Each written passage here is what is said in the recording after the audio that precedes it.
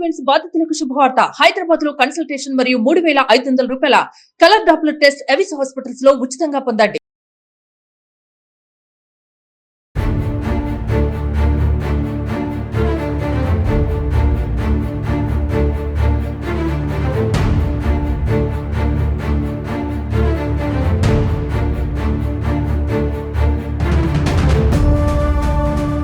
Welcome to Suman TV. నేను మీ Suman TV Nag Harsha Sai. ఈ పేరు ఎప్పటికీ కూడా తెలుగు రాష్ట్రాల్లో సంచలనంగా మారినటువంటి పేరు. గతంలో ఈ పేరుకి సంబంధించినటువంటి వాటిల్లో కొన్ని కీలక విషయాలు బయటికి రావడం జరిగింది. భారీ మోసాలకు పాల్పడినట్లు, దాంతోపాటు బెట్టింగ్ యాప్స్ని బాగా ప్రమోట్ చేసినట్లు, అండ్ వాళ్ళకి మనం కనుక చూసుకుంటే అతనిపై ఒక రేప్ కేసు కూడా నమోదైనట్లయితే మనకు తెలుస్తూ ఉంది. దానికి సంబంధించినటువంటి పూర్తి డీటెయిల్స్ ఏంటి అనేది ఈ రోజు మనతో పాటు హైకోర్టు అడ్వకేట్ రవీంద్రనాథ్ గారు ఉన్నారు. అది వారి మాటలో తెలుసుకుందాం. Hello sir. హాయ్ అండి నాగరాజ్ గారు. ఇప్పుడు ఉన్నటువంటి న్యూస్ ప్రకారం కనుక మనం చూస్తే అండి, హర్ష సాయి ఈ పేరు అయితే బాగా సంచలనంగా మారినటువంటి పేరు. అయితే ఈ మధ్య కాలంలోనే అతని మీద సిరీస్ కిందకి మనం చూస్తూ ఉంటే వీడియోస్ చాలా భయంకరంగా రిలీజ్ అయ్యాయి. అంటే భారీ మోసాలకు పాల్పడినట్లు, అండ్ దాంతోపాటు ఒక్కొక్క సినిమాను కూడా, మెగా అనేటువంటి ఒక సినిమాను కూడా ఆయన తీస్తున్నట్లు, అది మధ్యలో ఆగిపోయినట్లు రకరకాల కథనాలు అయితే వచ్చాయి. అయితే ఇప్పుడు కొత్తగా తెరపైకి ఒక విషయం బయటకు వస్తూ ఉంది.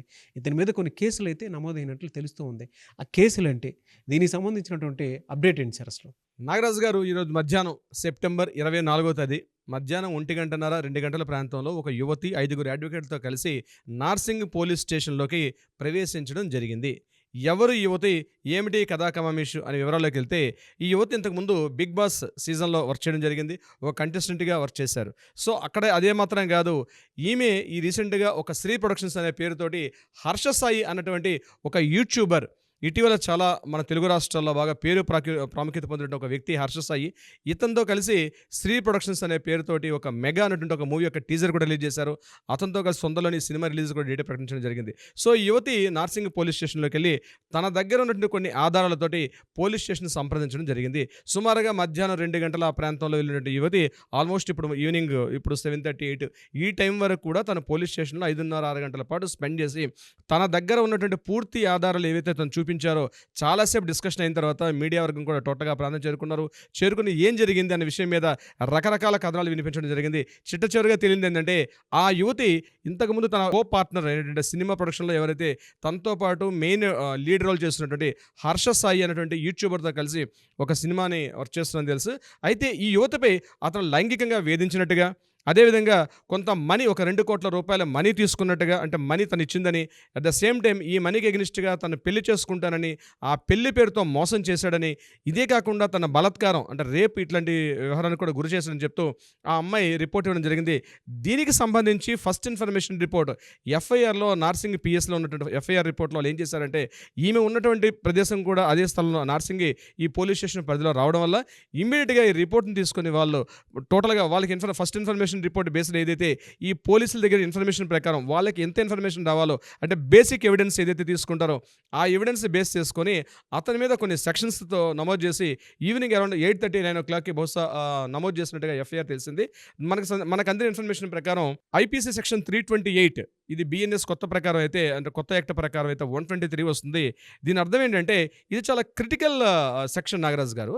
దీనికి సంబంధించి ఏంటంటే, మనకి సెక్షన్ ఏం చెప్తుందంటే, ఒక వ్యక్తికి విషమిచ్చి కానీ, లేదా మూర్ఖంగా ప్రవర్తించి కానీ, లేదా మత్తులోనికి దింపి ఒక లిక్విడ్, ఏదో ఒక లిక్విడ్, అది లిక్విడా లేకపోతే కెమికల్ ఎట్లా ఎడదాని కావచ్చు, అలాంటిది మత్తులోకి దింపి ఆ స్త్రీపై అటాక్ చేస్తే, అంటే బలాత్కారం చేస్తే, అంటే అసాల్ట్ చేస్తే, హెరాస్మెంట్ చేస్తే ఈ సెక్షన్ వర్తిస్తుంది.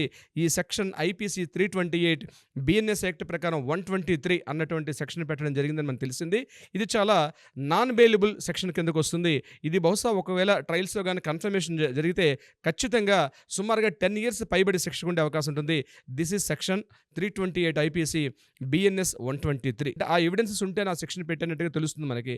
బహుశా చాలా కాంప్లికేటెడ్ అయినటువంటి సెక్షన్ ఇది, బెయిల్ రావడం చాలా కష్టం. ఇంకొకటి 376/2, ఇది రేప్ కిందకు వస్తుంది. అంటే తనకి ఇష్టం లేకుండా, తన అనుమతి లేకుండా తన మీద బలాత్కారం చేస్తే, తనకి లైంగిక దాడి చేస్తే దాని సెక్షన్ 376/2 కిందకు వస్తుంది ఈ సెక్షన్. ఇక మూడోది 354, అంటే ఇది బిఎన్ఎస్ సెక్షన్ ప్రకారం అయితే 74 కిందకు వస్తుంది. ఐపీసీ సెక్షన్లో ఇది 354 ఉంటుంది.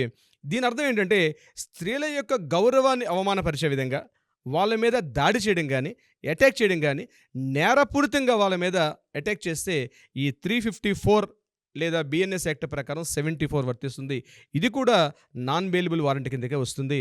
ఇది కూడా చాలా కాంప్లికేటెడ్ అయినటువంటి ఐపీసీ సెక్షనే. తర్వాత ఫైనల్ ఇంకోటి చెప్పారు, సెక్షన్ 376(n). ఇదేంటంటే ఒక వ్యక్తి పైన ఒకే వ్యక్తి రిపీటెడ్గా బలాత్కారం చేస్తే ఈ సెక్షన్ చేస్తారు. ఇది మనకి బిఎన్ఎస్లో అయితే 71 సెక్షన్ వస్తుంది. అంటే ప్రేమ పెళ్లి పేరుతో మోసాలు చేసినటువంటిది, రిపీటెడ్గా నేను మ్యారేజ్ చేసుకుంటాను అని చెప్పి చేసినటువంటి సెక్షన్ అయితే దీని కిందకు వస్తుంది. ఇది కాకుండా 420 సెక్షన్ 420 కూడా పెట్టినట్టుగా తెలుస్తుంది. అది పెట్టారా లేదండి రేపు బహుశా మనకి ఎఫ్ఐఆర్ రిపోర్ట్ కాపీ మన బయటకు వస్తే అందులో మనం దీనికి సంబంధించి మనం చూసే అవకాశం అయితే ఉంటుంది నాగరాజు గారు. అయితే నేను చెప్పేది ఏంటంటే, ఇటీవల నార్సింగ్ పోలీస్ స్టేషన్ అనేది ముఖ్యంగా ఈ ప్రముఖులు, ఈ సెలబ్రిటీస్ ఎవరైతే ఉన్నారో సెలబ్రిటీస్కి వాళ్ళ పర్సనల్ ఇష్యూస్ ఏవైతే ఉంటాయో దీనికి కేర్ ఆఫ్ అడ్రస్గా నార్సింగ్ పోలీస్ స్టేషన్ అనేది ఇటీవల గడిచిన కొద్ది రోజుల్లో చూస్తే అది రాజతరణ్ లావణ్య కేసు కావచ్చు, లేకపోతే రీసెంట్గా కొరియోగ్రాఫరు ఆయన సంబంధించిన ఇష్యూ కావచ్చు, ఇప్పుడు మనం 3వ ఇష్యూ చూస్తున్నాం. ఇది కూడా ఆ సినిమా రంగానికి సంబంధించిన వ్యక్తులు, ముఖ్యంగా ఈ హర్ష సాయి అనే వ్యక్తి మీద రకరకాల ఆరోపణలు ఉన్నాయి. ముఖ్యంగా కొన్ని బెట్టింగ్ యాప్స్ని ఇతను ప్రమోట్ చేసినట్టుగా, అదేవిధంగా ఇతను ఎంతైతే మనీ వస్తుందో దానిలో కొంత మొత్తాన్ని అతను యూట్యూబ్లో ప్రమోట్ చేస్తూ పేదలుగా దానం చేస్తుండగా చాలా ప్రచారం జరుగుతుంది. ఆ నిజాలన్నీ బహుశా తొందరలోనే తెలిసే అవకాశం ఉంటుంది. ఏదేమైనప్పుడు కూడా ఇటీవల కాలంలో స్త్రీలు వారి యొక్క పర్సనల్ అది ఏం జరుగుతుందని బహుశా మనం నెక్స్ట్ ఎపిసోడ్స్లో మాట్లాడదాం.